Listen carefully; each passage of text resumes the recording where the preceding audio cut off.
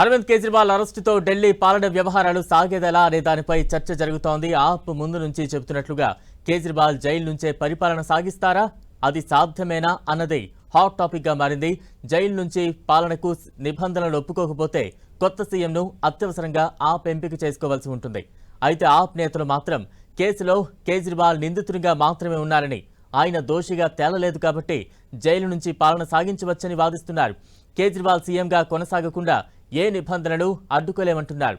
ఆప్ నేతలు కేజ్రీవాలే సీఎంగా కొనసాగుతారని చెబుతున్నప్పటికీ అది రాజ్యాంగ సంక్షోభం కిందకు వస్తుందని నిపుణులు అంటున్నారు. ముఖ్యమంత్రి పదవిలో ఉండగా అరెస్ట్ అయిన తొలి సీఎం అరవింద్ కేజ్రీవాలే.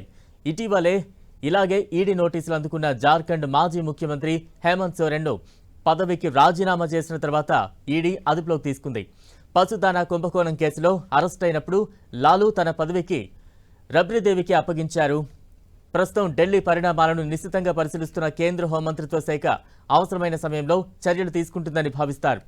కేజ్రీవాల్ రాజీనామా చేయకపోతే కేంద్ర ప్రభుత్వం ఢిల్లీ ప్రభుత్వాన్ని రద్దు చేయడం లేదా కేజ్రీవాల్ను పదవి నుంచి తొలగించడం అనే రెండు ఆప్షన్లలో ఒకదాన్ని పరిశీలిస్తుందని భావిస్తున్నారు.